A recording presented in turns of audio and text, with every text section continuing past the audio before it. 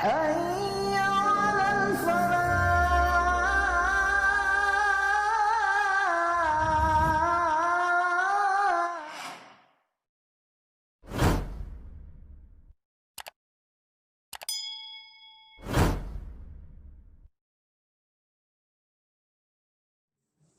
Bismillahirrahmanirrahim. Assalamualaikum warahmatullahi wabarakatuh. Alhamdulillahirabbil alamin. Wa bihi nasta'inu ala umuri dunya waddin. Alhamdulillah alladzi an'amana bi ni'matil iman wal islam wa allafa baina qulubina fa asbahna bi ni'matihi ikhwana. Ashhadu an la ilaha illallah wahdahu la syarikalah wa ashhadu anna Muhammadan abduhu wa rasuluhu wa la nabiyya ba'dah. Radina billahi rabba wa bil islami dina wa bi Muhammadin nabiyya wa rasulah. Amma ba'du. Bapak-bapak, ibu-ibunya ada di bawah? Enggak ada? Oke, ya. Jamaah sekalian, alhamdulillah pada malam hari ini dengan izin Allah Subhanahu wa taala kita bisa bertemu kembali dalam majelis kita. Semoga hadirnya kita dicatat sebagai amal soleh. Kita niatkan untuk menambah keimanan dan ketakwaan kita. Kita juga niatkan untuk tawassaw bil haq wa tawassaw bis sabr. Jamaah sekalian, kita lanjutkan pembahasan kitab Minhajul Muslim karangan Syekh Abu Bakar Jabir Al-Jazairi. Dalam kitab ini kita membahas tentang akidah. Kita sudah membahas tentang iman kepada Allah. Dan sekarang kita membahas tentang iman kepada malaikat. Sudah belum ya? Belum. Oke, ya. Sekarang kita membahas tentang iman kepada malaikat. Ketika berbicara masalah iman kepada malaikat, maka ini satu cakupan dengan firman Allah Subhanahu wa taala dalam surah Al-Baqarah ayat kedua. Ayat ketiga. A'udzubillahi minasyaitonirrajim. Alif lam mim dzalikal kitabul la raiba fihi hudal lil muttaqin. Alladzina yu'minuna bil ghaibi wa yuqimuna sholata wa mimma razaqnahum yunfiqun. Kalimat alladzina yu'minuna bil ghaibi berarti kita di antara ciri-ciri orang bertakwa itu mengimani sesuatu yang gaib. Yang gaib bagi kita ya tentu Allah Subhanahu wa taala. Keberadaannya ada namun tidak nampak secara kasat mata, itu gaib. Atau keberadaannya ada tapi belum wujud sekarang ini. Itu gaib. Yang kedua adalah yang juga gaib adalah malaikat. Mengimani bahwa malaikat adalah salah satu makhluk Allah Subhanahu wa taala. Termasuk mengimani yang gaib itu adalah mengimani adanya jin. Bahwa kita harus meyakini bahwa jin termasuk makhluk Allah. Kalau malaikat itu diciptakan dari cahaya, jin diciptakan dari api. Dan dia juga gaib. Tidak nampak. Bahkan dalam surah Al-A'raf ayat 27 Allah berfirman bahwa apa? Jin dan setan itu bisa melihat kita. Tapi kita tidak bisa melihat mereka. Yang berikutnya termasuk yang gaib itu juga adalah apa? Hari kiamat. Ini bagian dari keimanan kita kepada yang gaib, yaitu iman kepada hari kiamat. Bahwa dia pasti akan ada, namun saat ini masih gaib. Tapi pada saatnya dia pasti akan ada, pasti akan nampak. Tapi na'udzubillah min dzalik, semoga kita tidak bertemu dengan hari kiamat. Karena apa? Ketika hari kiamat tiba, itu adalah seburuk-buruknya masa. Seburuk-buruknya masa itulah ketika terjadinya hari kiamat. Sehingga jamaah dimulakan oleh Allah Subhanahu wa taala, Ini 4 hal yang termasuk diantara iman kepada yang gaib, termasuk iman kepada malaikat. Nah sekarang yang perlu kita pahami terkait dengan iman kepada malaikat adalah bahwa kita meyakini adanya malaikat dan kita mengimani dengan segala macam bentuk ciri-ciri dari malaikat walaupun malaikat itu tidak nampak. Disinilah yang kemudian membedakan antara kita dengan yang lainnya tentang masalah keimanan. Waalaikumsalam warahmatullahi wabarakatuh. Kita nggak pernah tahu yang namanya malaikat, tapi kita yakin dan kita disuruh beriman. Sebagaimana kita juga tidak pernah tahu, tidak pernah melihat Allah Subhanahu wa taala, tapi kita disuruh beriman kepada Allah Subhanahu wa taala. Termasuk waalaikumsalam warahmatullahi wabarakatuh. Termasuk juga iman kepada Rasulullah SAW. Kita nggak pernah bertemu dengan Rasulullah SAW, tapi justru kita disuruh beriman kepada Rasulullah SAW. Bahkan suatu ketika Rasulullah itu menangis. Ketika ditanya kenapa Rasulullah menangis, aku merindukan sahabat-sahabatku. Kemudian bukankah kami ini semua sahabat-sahabatnya Rasulullah? Enggak, sahabat yang aku maksud adalah mereka tidak pernah bertemu denganku, tapi apa? Mereka beriman kepadaku. Mereka itulah orang-orang yang dirindukan oleh Rasulullah SAW. Enggak pernah ketemu Rasulullah, tapi yakinnya luar biasa. Bahkan apa? Membela Rasulullah SAW. Memperjuangkan nilai-nilai yang dibawa oleh Rasulullah SAW. Bahkan kalau perlu yang melecehkan apa? Disikapi dengan tegas. Apa yang terjadi di Prancis oleh Charlie Hebdo ya, dengan karikaturnya, dan kemudian sampai ada yang apa? Dibunuh. Itu bagian dari sikap seorang muslim. Walaupun sebenarnya eksekusi itu bukan personal yang melakukannya, tapi kita hargai sikapnya untuk membela tadi nilai-nilai Islam yang sedang dilecehkan. Nah, jamaah dimuliakan oleh Allah Subhanahu wa taala, padahal mereka nggak pernah ketemu Rasulullah, sebagaimana kita juga nggak pernah ketemu Rasulullah. Tapi kita mengimaninya. Kita meyakini risalahnya, kita melakukan risalahnya, bahkan kita rindu ketemu dengan Rasulullah SAW. Demikian juga dengan malaikat. Ketika berbicara masalah malaikat, maka yang harus kita yakini bahwa malaikat adalah salah satu di antara sekian banyak makhluk Allah yang Allah ciptakan. Dan dia termasuk gaib. Dan malaikat itu diciptakan oleh Allah Subhanahu wa taala untuk melaksanakan tugas yang diperintahkan kepadanya. Sebagian orang-orang orientalis itu seringkali membolak-balikkan pertanyaan. Katanya Allah Maha Kuasa, Maha segala-galanya. Kenapa masih perlu malaikat yang membantu urusan Allah Subhanahu wa taala? Berarti kalau Allah masih perlu pembantu, berarti Allah tidak mampu untuk melakukan semuanya. Kenapa? Perlu adanya pembantu. Itu logika. Sehingga jangan sampai kita terjebak dengan pertanyaan-pertanyaan yang seperti itu.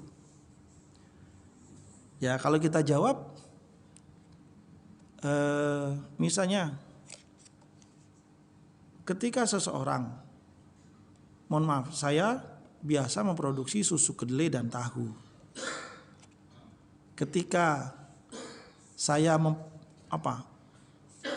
mengangkat seorang karyawan yang membantu saya dalam memproduksi, bukan berarti saya tidak mampu. Tapi justru saking mampunya saya sanggup membayar orang untuk melakukan apa yang menjadi pekerjaan saya.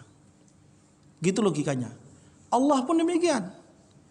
Saking mampunya Allah, bukan saja ngurusin pekerjaan, justru Allah bisa menciptakan seseorang yang bisa mengerjakan pekerjaan tersebut. Nah, kalau kita perhatikan bahwa ketika berbicara masalah iman kepada malaikat, maka sudahlah kita pernah lihat atau tidak. Maka yang harus kita kedepankan apa? Keyakinan. Di situ kemudian ketika berbicara masalah malaikat, maka dia masuk kategori bagian dari rukun iman. Kita nggak pernah melihat, kita nggak pernah menyaksikan sebagaimana Rasulullah mungkin. Rasulullah kalau menerima wahyu ada 3 kemungkinan. Bisa jadi melihat sosoknya malaikat secara langsung seperti aslinya sosoknya malaikat, atau bisa jadi Rasulullah melihat sosoknya malaikat dalam wujud yang lainnya, atau bisa jadi Rasulullah nggak melihat, cuman apa? Mendengar saja. Kalau Rasulullah wajar. Nah kalau kita, tapi walaupun kita tidak melihatnya, sebagai seorang mukmin kita harus mengimaninya. Harus mengimani makhluk Allah yang namanya malaikat. Malaikat yang harus kita yakini adalah makhluk Allah yang diciptakan dari cahaya. Dan di antara beberapa hadis yang dijelaskan bahwa malaikat itu Allah ciptakan memiliki apa? Sayap.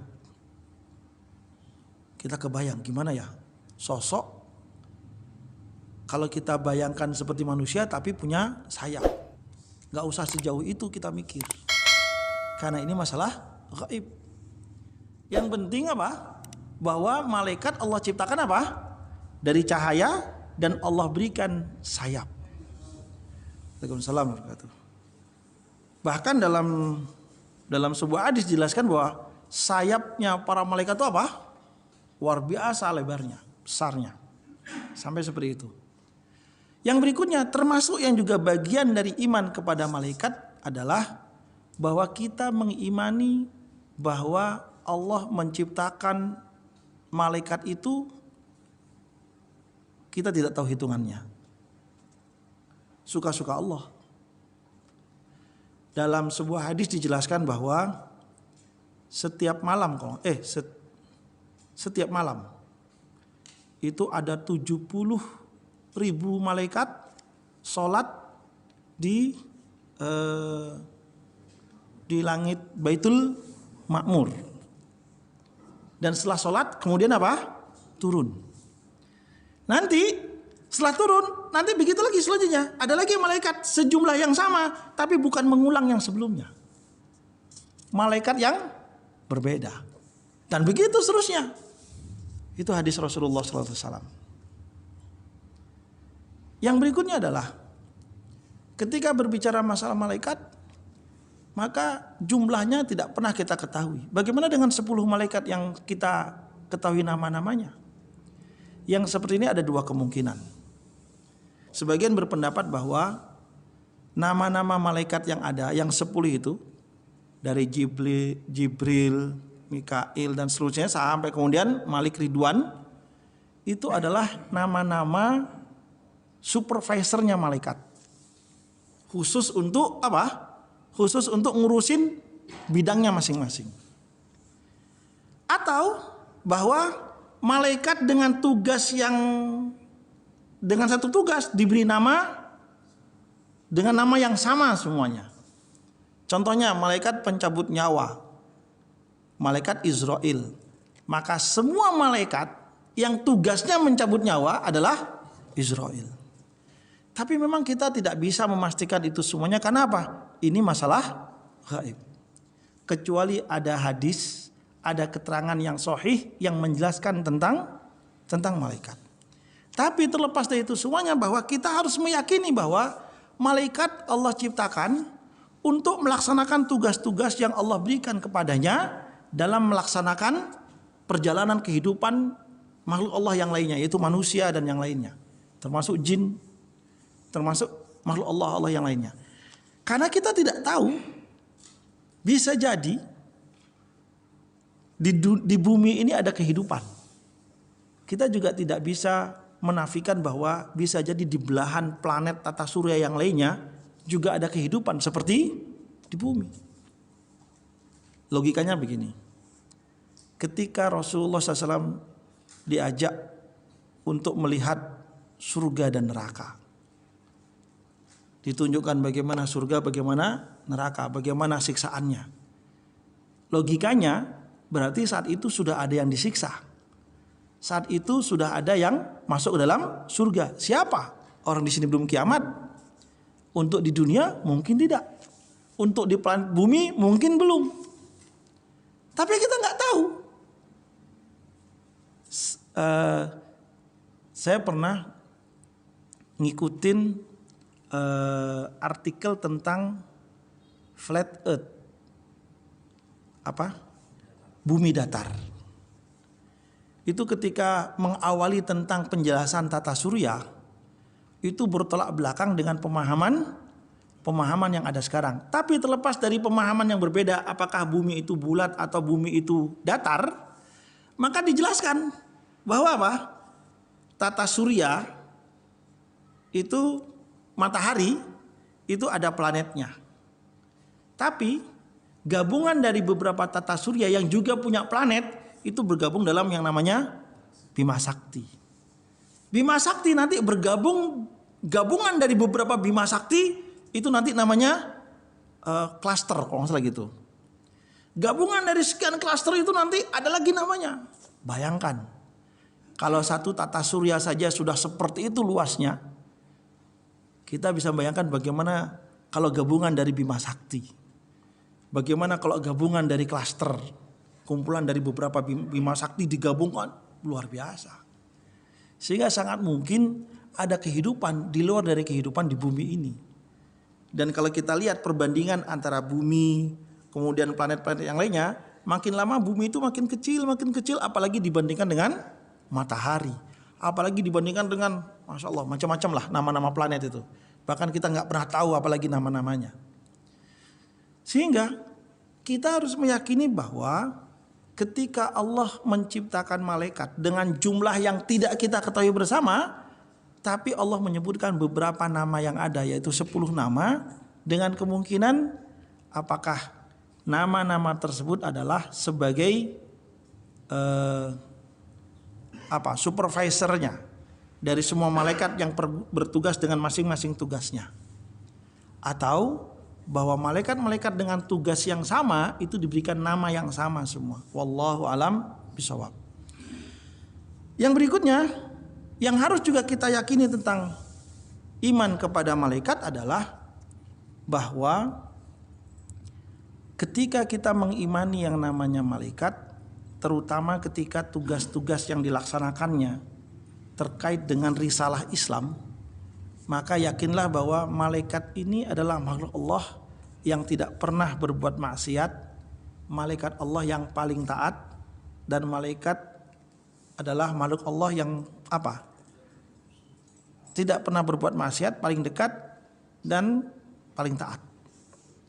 Sehingga nanti kaitannya dengan firman Allah Subhanahu wa taala bahwa Allah berfirman, A'udzubillahi minasyaitonirrajim. Inna nahnu nazzalna dzikra wa inna lahu lahafizun. Sesungguhnya kamilah yang menurunkan Al-Qur'an dan kami pula yang akan menjaganya. Termasuk juga firman Allah, la yamassuhu illal mutahharun. Tidak menyentuhnya kecuali orang-orang yang makhluk yang suci. Bukan suci, makhluk yang disucikan. Ayat ini seringkali jadi polemik. Polemiknya apa? Ada mushaf Al-Quran cetakan lama, cetakan di Ponorogo, itu di dalam covernya itu ada tulisan la yamassuhu illal mutahharun. Itu dimaknakan di masyarakat adalah apa? Tidak boleh menyentuhnya kecuali orang-orang yang suci. Tidak boleh menyentuhnya kecuali orang-orang yang suci. Sehingga ketika menyentuh Al-Quran harus berwudu. Seperti itu. Tapi kalau kita lihat dalam tafsir, kalimat la yamassuhu illal mutahharun tidak menyentuhnya kecuali al-mutahharun. Al-mutahharun kalau kita lihat dalam tafsir adalah makhluk yang disucikan. Kalau lebih spesifik dijelaskan dalam tafsir maksudnya apa? Malaikat Jibril. malaikat Jibril alaihissalam. Nah, ketika kita berbicara masalah malaikat Jibril, kita bisa memahami al-mutahharun berarti apa? Jamak di situ. Bukan al-mutahhar. Kalau al-mutahhar tunggal. Kalau al-mutahharun jamak. Apakah malaikat Jibril itu satu sosok malaikat atau dia satu kelompok malaikat yang memang tugasnya diantaranya adalah menyampaikan wahyu? Wallahu a'lam bishawab. Karena bentuknya adalah dalam bentuk jamak. Sehingga yang harus kita yakini bahwa konsekuensinya adalah bahwa risalah yang kita terima saat ini, kita pastikan bahwa ayat Al-Quran, wahyu yang Allah turunkan kepada Nabi Muhammad dibawa oleh malaikat yang tidak pernah melakukan penyimpangan, tidak pernah berbuat salah, tidak pernah berbuat maksiat, sehingga pasti amannya. Sehingga jamaah dimuliakan oleh Allah Subhanahu wa taala, yang berikutnya yang harus kita yakini juga terkait dengan malaikat adalah bahwa malaikat itu hanya mengabdi kepada Allah Subhanahu wa taala. Tidak ada malaikat yang mengabdi kepada manusia, hatta kepada Rasulullah sekalipun. Adapun kisah Rasulullah di Taif itu bukan berarti Rasulullah menguasai malaikat, tidak. Cuman malaikat menawarkan diri. Ketika Rasulullah dilempari ketika hijrah ke Taif. Ya Rasulullah, berdoalah kepada Allah supaya kaum itu ditimpakan oleh gunung. Maksudnya apa? Dia nanti yang menjadi eksekutornya. Tapi bukan berarti Rasulullah yang mengendalikan malaikat, tidak. Saya ada teman dari Karangasem, Kecicang. Dia berguru tenaga dalam di daerah Situbondo, di sebuah pesantren. Sehingga kalau ada acara-acara organisasinya, dia sebagai relawannya untuk melakukan atraksi-atraksi. Atraksi apa? Kebal senjata. Bahkan berapa kali atraksi dia dilindes pakai mobil gitulah gitu ya. Dan dia nggak apa-apa. Dan dia berguru di sebuah pesantren di daerah Situbondo. Setelah dia berguru, gurunya menawarkan, mau nggak kamu saya lengkapin, saya kasih khodam. Seperti itu. Ditawarin apa? Khodam. Khodam itu kalau secara bahasa gampangnya itu apa? Pembantu, pelayan. Sehingga dia akan ngurusin segala kebutuhan kita, tergantung profesinya, mungkin begitu. Terus dia mengatakan, katanya nggak boleh pakai khodam. Oh, kalau ini beda. Yang nggak boleh itu kalau pakai jin. Ini khodamnya malaikat. Di situ kemudian dia berpikir, emang bisa khodam malaikat? Karena dia bilang nggak gitu kan. Bisa dibayangkan bahwa yang menyampaikan itu seorang yang dikatakan kiai di sebuah pesantren. Bahwa dia menawarkan khodam, bahwa khodam itu adalah apa? Malaikat. Sampai seperti itu. Karena kemudian sering berinteraksi dengan teman-teman, akhirnya semua ilmunya dibuang dan kita ruqyah sampai kemudian benar-benar tidak ada reaksi sama sekali. Dan sekarang justru gantian dia yang ngeruqyah orang-orang yang punya tenaga dalam macam-macam. Gantian ngeruqyah dia. Seperti itu. Dulu kalau dia atraksi itu dikeroyok sekian orang, cukup dengan begini gitu aja, orang pada mental semua. Seperti itu. Dengan tenaga dalamnya. Sampai dia bilang, setelah saya kenal dengan teman-teman ini, dengan Ana, dengan teman-teman yang lainnya dari Denpasar, karena kita setiap pekan ke sana, habis ilmu saya kayaknya. Jadi nggak bisa atraksi lagi dia, gitu kan? Ya, jamaah dimuliakan oleh Allah Subhanahu wa taala, bahwa malaikat hanya mengabdi kepada Allah Subhanahu wa taala. Tidak ada malaikat yang mengabdi kepada manusia. Yang berikutnya, terkadang kita ditipu dengan penampakan-penampakan yang kemudian disimpulkan sebagai malaikat. Contohnya begini.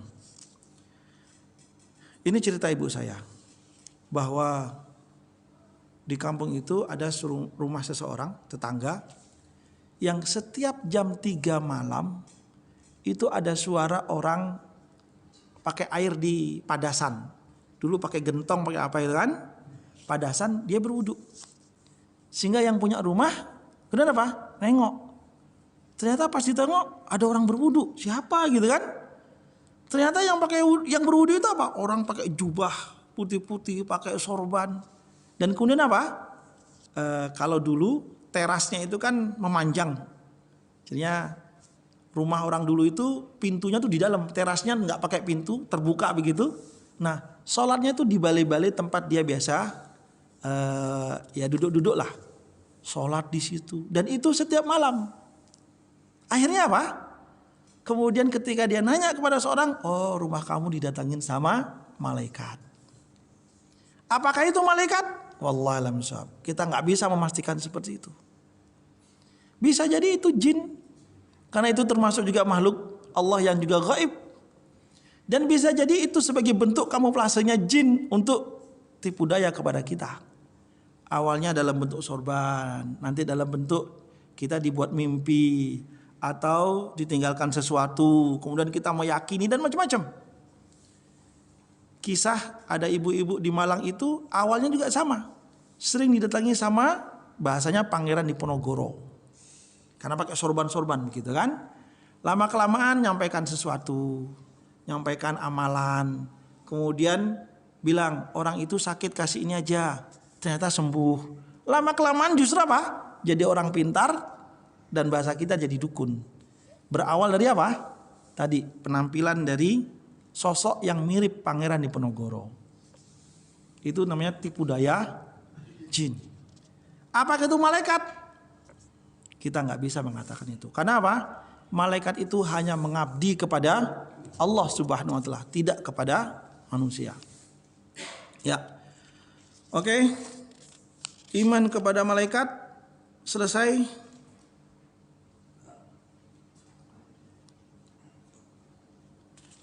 Kita meyakini jumlahnya tidak terbatas. Kita meyakini bahwa malaikat Allah itu melaksanakan tugas-tugas dari Allah Subhanahu wa taala. Ya, sampai di sini iman kepada malaikat selesai. Oh, maaf. Ada pendapat orang Syiah. Syiah itu ada 50-an sekte. Di antara pemahaman orang Syiah yang menyimpang adalah dia mengatakan, kelompoknya, tidak semua orang Syiah punya pendapat yang sama seperti ini. Di antara pendapat orang Syiah adalah bahwa malaikat Jibril salah menyampaikan wahyu. Seharusnya wahyu itu diberikan kepada siapa? Ali. Tapi nyasarnya kepada Muhammad. Ini jelas menyimpangnya. Ada yang seperti itu. Dan ini pasti tidak benarnya. Malaikat nggak mungkin salah. Malaikat nggak mungkin salah. Oke. Sekarang selanjutnya iman kepada kitab. Iman kepada kitab, kalau dalam penjelasan rukun iman, di situ dijelaskan antu minabillahi wa malaikatihi wa kutubihi wa rusulihi wal yaumil akhir wa qadri khairihi wa syarrihi. Ketika berbicara masalah iman kepada kitab, di situ bentuknya jamak, wa kutubihi. Berarti bukan satu, bukan wa kitabihi, bukan, tapi apa? Wa kutubihi. Kalau berbicara masalah wa kutubihi, berarti kita sebagai seorang mukmin harus mengimani kitab-kitab yang ada. Tentu yang dimaksud adalah kitab-kitab samawi.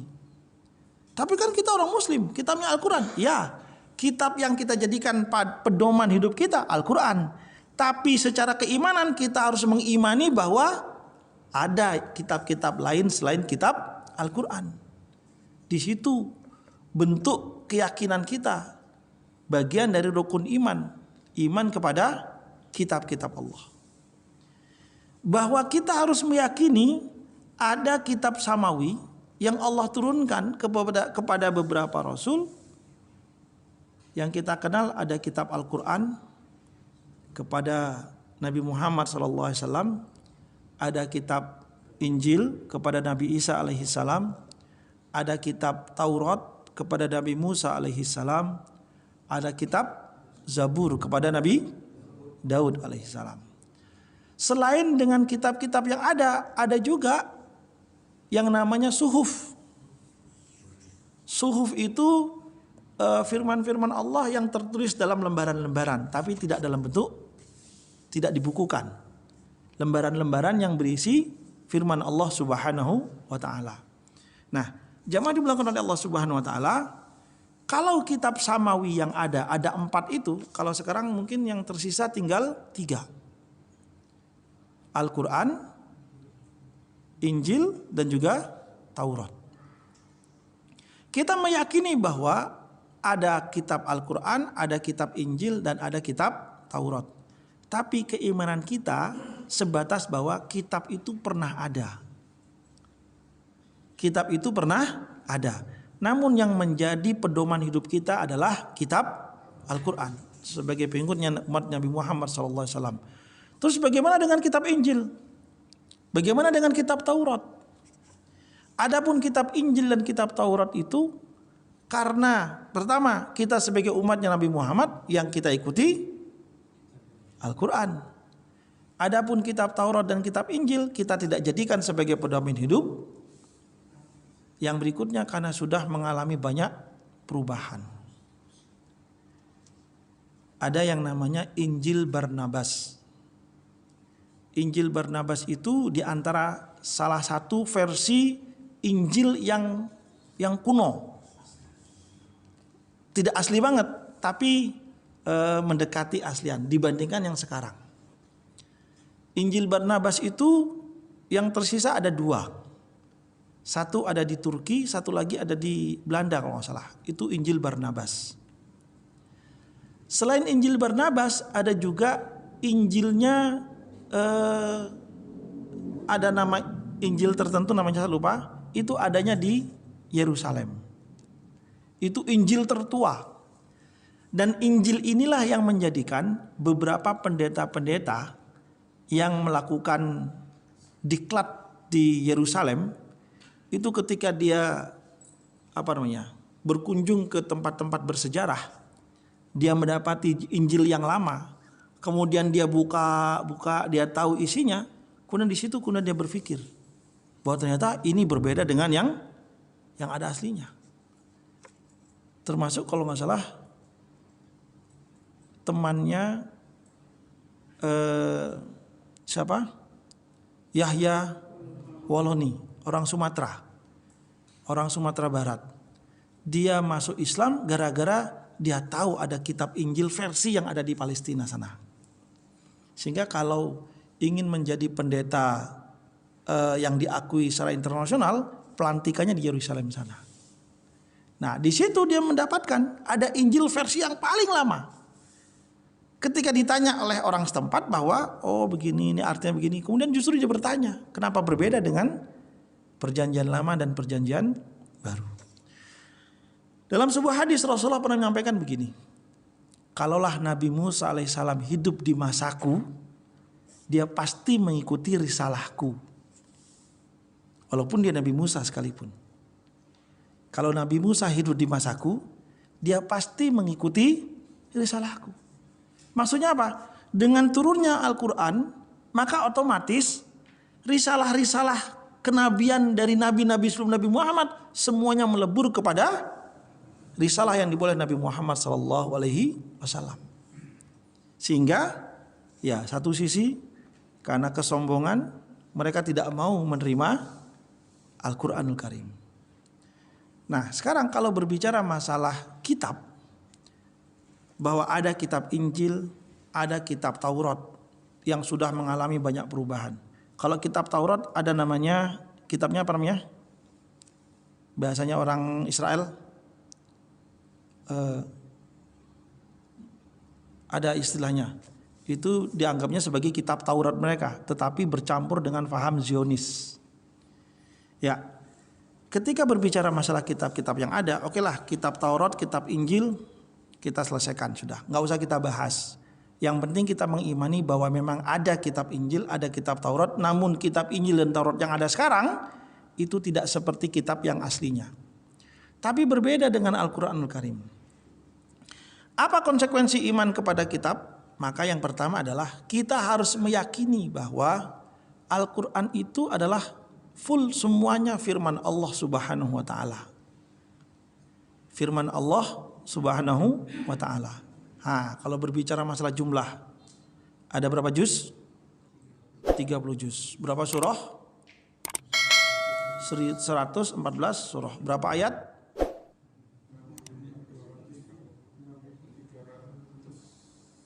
Berapa? Ya 6.000 sekian ya, banyak lah pokoknya ya, gitu ya. Di masyarakat itu seringkali nyebutnya berapa ayatnya? 6.666. Coba tanya di madrasah, dan itu masih ada catatan di madrasah MI sekarang ini. Jumlah ayat Al-Quran adalah 6.666. Coba suruh ngitung. Berarti yang membuat kurikulum di madrasah itu nggak pernah ngitung ayat. Disebutnya 6.666. Padahal jumlahnya adalah 6.236 ayat. 6.236 ayat. Ada yang menyebutkan 6.235 ayat. Kok beda? Ada selisih satu. Ternyata Al-Quran versi cetakan Afrika, jadinya ada 2 ayat yang pendek itu dijadikan sebagai 1 ayat. Itu aja bedanya. Nah, jumlahnya 6.236 ayat. Itu Al-Quran yang dimaksud. Sehingga kalau didefinisikan Al-Quran itu firman Allah yang diturunkan kepada Nabi Muhammad SAW, diawali dari surah Al-Fatihah dan diakhiri dengan surah An-Nas. Membacanya merupakan ibadah kepada Allah Subhanahu wa taala. Nah, ketika kita beriman kepada Alkitab, terutama yang kita bahas kitab Al-Quran, maka ada konsekuensi keimanan kita kepada Alkitab. Bahwa kita harus meyakini Al-Quran yang kita terima sekarang ini sama persis seperti Al-Quran yang diterima oleh Rasulullah SAW. Itu bagian dari keimanan kita. Padahal kitab-kitab sebelumnya berubah. Kalau kemudian kitab Al-Quran tidak ada perubahan, apa jaminannya? Jaminannya adalah firman Allah Subhanahu wa taala. Inna nahnu nazzalna dzikra wa inna lahu lahafizun. Kamilah yang menurunkan Al-Quran dan kami juga yang akan menjaga dan memelihara Al-Quran tersebut. Sehingga kalau Nabi Musa mukjizatnya adalah bisa mengobati orang yang buta, bisa menghidupkan orang yang mati, begitulah kurang lebih bahasanya. Mukjizatnya Nabi Musa, tongkatnya bisa membelah lautan, bisa menjadi ular, walaupun dia sendiri juga Nabi Musa tidak tahu kalau kemampuannya seperti itu. Tapi kalau mukjizatnya Rasulullah SAW adalah diantaranya apa? Al-Quranul Karim. Mukjizat kepada Nabi Muhammad, namun mukjizatnya tetap ada sampai sekarang dan sampai akhir zaman. Karena ini merupakan mukjizat dari Allah Subhanahu wa taala, maka Allah yang menjaga Al-Quran. Tidak akan ada perubahan. Kalaupun ada upaya-upaya untuk merubah, pasti dengan caranya Allah ketahuan. Saya waktu masih di Jakarta tahun berapa tuh? 96 mungkin ya, awal-awal di Lipia. Itu saya membaca di Republika dan koran apa gitu ya, harian. Itu pengumuman kolom besar disuruh mengembalikan Al-Quran terbitan Semarang. Gak tahu apa, punya penerbitnya Semarang. Disuruh mengembalikan, kenapa? Ada salah cetak. Saya nggak tahu salah cetaknya di mana. Yang penting disuruh mengembalikan. Biaya pengembaliannya ke kantor pos tanpa perlu bayar. Nanti meninggalkan alamat, nanti diganti dengan Al-Quran yang benar. Seperti itu. Dengan banyaknya para penghafal Al-Quran, itu diantara bahwa apa? Cara Allah untuk menjaga Al-Quran. Nah, kita harus meyakini Al-Quran tidak akan pernah bisa dirubah walaupun ada yang berupaya untuk merubahnya. Karena Allah yang menjamin Al-Quran. Inna nahnu nazzalna dzikra wa inna lahu lahafizun. Iman kepada Al-Quran yang berikutnya konsekuensinya adalah bahwa kita mengimani bahwa Al-Quran ini adalah menjadi pedoman hidup kita. Kita jadikan pedoman hidup kita. Walaupun selain ada hadis, Al-Quran juga sebagai patokannya, sebagai pedoman hidup kita. Yang berikutnya, iman kepada Al-Quran juga bahwa kita mengimani Allah menjadikan Al-Quran ini pertama sebagai hudan. Yang berikutnya juga sebagai apa? Syifa. Sebagai obat atau penawar. Sehingga Rasulullah SAW mengajarkan beberapa bacaan-bacaan yang bisa dijadikan sebagai apa? Penawar, sebagai obat. Bahasanya ruqyah istilahnya. Dan dicontohkan oleh Rasulullah SAW.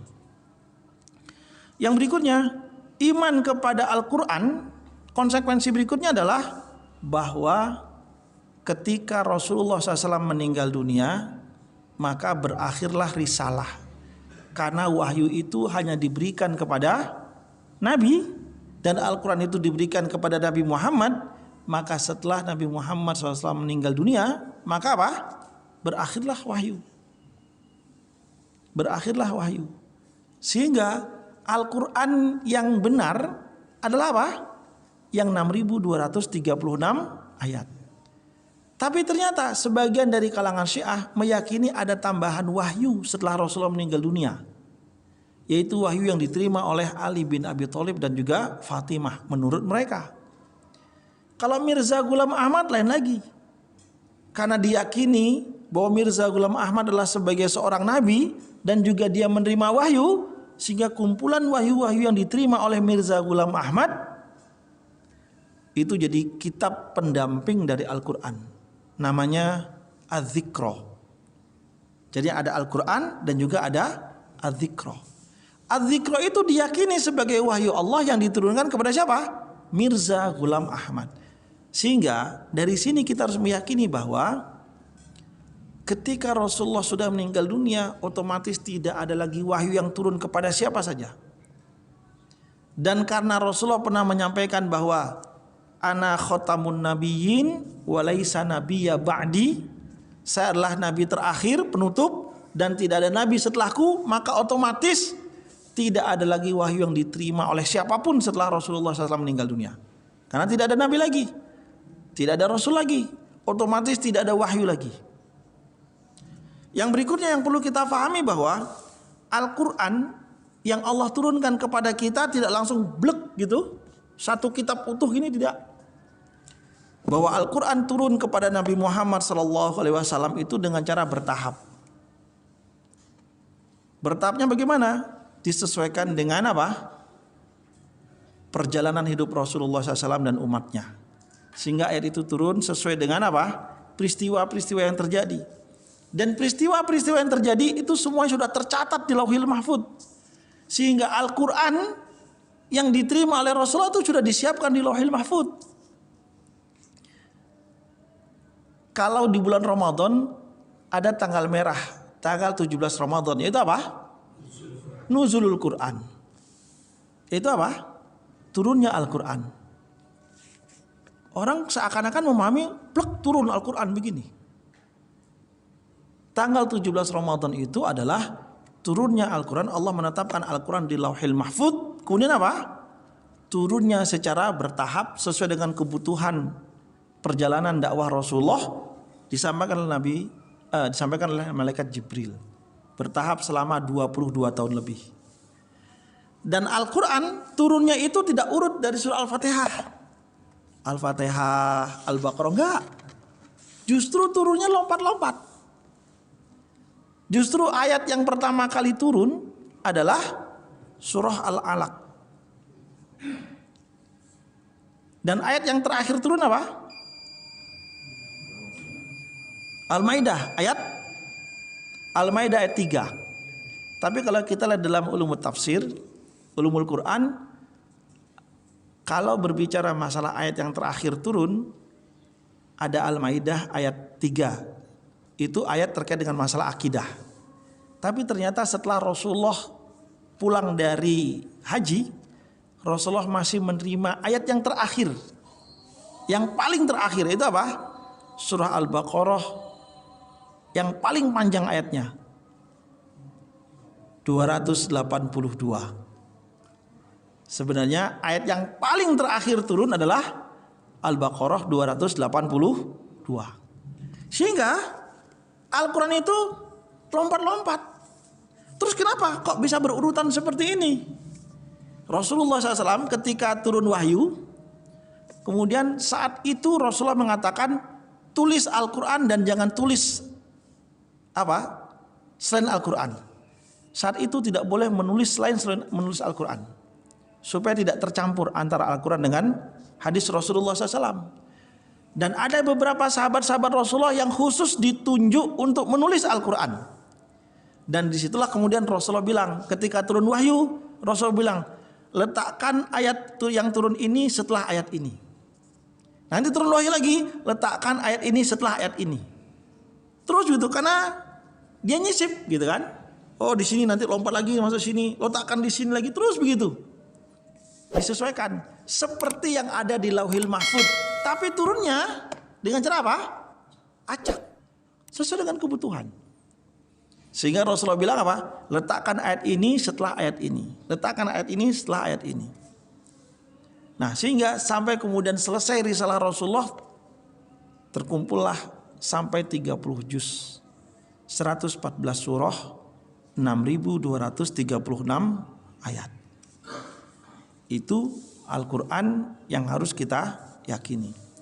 Yang berikutnya, Al-Quran yang diturunkan kepada kita, itu nama-namanya ada yang ijtihadi, ada yang tauqifi. Yang tauqifi itu apa? Namanya memang dari Allah dan Rasulnya. Allah dan Rasulnya yang memberikan nama. Kalau yang ijtihadi itu nama-nama versinya para sahabat atau para ulama-ulama Quran. Contohnya begini, ada surah Ghafir, ada surah Muhammad, ada surah Al-Mulk, ada surah Tabarok gitu ya namanya. Seperti itu. Ada beberapa nama-nama itu ada versi nama dari Allah dan Rasulnya, ada nama-nama versi dari sahabat. Yang berikutnya apa lagi? Urutan sudah. Penetapan ayat. Penetapan ayat itu adalah ijtihadi. Jadinya penetapan ayat bahwa surah ini jumlah ayatnya sekian, itu ijtihadi. Ijtihadi apa? Yaitu ijtihadnya para ulama bahwa surah ini nih ayatnya di sini terakhir. Ini bukan ayat, ini wakaf saja, di sini akhirnya. Terus begitu. Sampai kemudian ketemu jumlahnya sekian. Tapi kalau surahnya itu tauqifi. Surahnya tauqifi kecuali surah At-Taubah dengan surah Al-Anfal. Ada sebagian berpendapat bahwa sebenarnya surah Al-Anfal kemudian nyambung dengan surah At-Taubah. Sehingga kenapa surah At-Taubah itu nggak pakai bismillah. Seharusnya surah Al-Anfal nyambung dengan surah At-Taubah. Sehingga di dalam surah At-Taubah tidak diberikan bismillah, karena dia kelanjutan dari surah Al-Anfal. Sampai sekarang juga tetap surah Al-Anfal tidak pakai bismillah. Oke, itu Al-Quran. Ya kita mengimaninya, konsekuensi dari Al-Quran seperti itu. Yang berikutnya adalah kita mengimani bahwa tadi definisinya bahwa membaca Al-Quran itu adalah ibadah. Dia tidak seperti kalau kita membaca yang lainnya. Termasuk tidak sama ketika kita membaca hadis. Kalau membaca hadis berpahala, ya berpahala karena kita mencari ilmu dengan membaca hadis tersebut. Tapi kalau membaca Al-Quran, walaupun kita tidak tahu maknanya, cuman baca saja, maka apa? Dalam hadis secara tegas Rasulullah menyampaikan, man qara'a harfan min kitabillah falahu hasanatun Wal hasanatu mithlu asyri amsalihah. Siapa yang membaca satu huruf dari Al-Quran, maka dia akan mendapatkan satu kebaikan, dan setiap kebaikan Allah akan lipat gandakan sampai 10 kali lipat. Berarti setiap satu huruf kita akan mendapatkan 10 kebaikan. Tinggal dikalikan. Saya pernah baca jumlah huruf dalam Al-Quran itu sekitar 11.000. Ya kalau nggak percaya hitung aja sendiri kan gitu. 11.000 huruf gitu kan. Tapi kalau saya secara pribadi pernah menghitung 3 halaman untuk menghatamkan sehari 3 kali, belum masuk logika kita. Ya, wallahu a'lam bishawab. Mungkin Pak Jair bisa dicoba, mungkin khususkan waktu sehari berapa bisa hatam. Saya yakin nggak akan pernah keluar dari masjid, nggak makan, nggak minum, nggak sholat, nggak buang air, nggak kentut, nggak minum gitu kan. Karena itu sudah menyita waktu di situ. Ya, wallahu a'lam bishawab. Ada beberapa penjelasan tentang secara isi itu dibagi menjadi 5. Secara pokoknya dibagi menjadi 3, tapi secara umum dibagi menjadi 5. Dibagi 3 itu adalah akidah, kemudian syariah, kemudian akhlak. Kalau dibagi 5, yang pertama adalah informasi, kemudian ilmu pengetahuan. Insyaallah kita akan detailkan pada pertemuan yang akan datang tentang ulumul Quran, agar kita paham sedikit tentang masalah Al-Quran. Nanti akan kita bahas, karena kaitannya dengan iman kepada Al-Quran, kita akan bahas bagaimana cara memahami Al-Quran. Mumpung kita bahas tentang rukun iman terhadap Al-Quran. Contohnya begini, ini sedikit aja, nanti diingatkan Pak Ali, bahwa dalam memahami Al-Quran itu bisa dengan terjemahan, namun hanya terjemahan saja tidak cukup. Karena nanti ada ayat mutasyabihat dan ayat muhkam. Sehingga untuk ayat yang mutasyabihat perlu tafsir. Nanti untuk mendekatkan kepada pemahaman, para ulama mengistilahkan dengan apa? Takwil. Walaupun tidak semua ulama setuju dengan takwil. Tapi itu bagian dari hasanah pemahaman tentang memahami ulumul Quran. Lebih dan kurang saya mohon maaf. Aku qouli hadza nastaghfirullahaladzim. Kita tutup dengan doa kafaratul majlis. Subhanakallahumma rabbana wa bihamdika asyhadu an la ilaha illa anta astaghfiruka wa atubu ilaik. Assalamualaikum warahmatullahi wabarakatuh.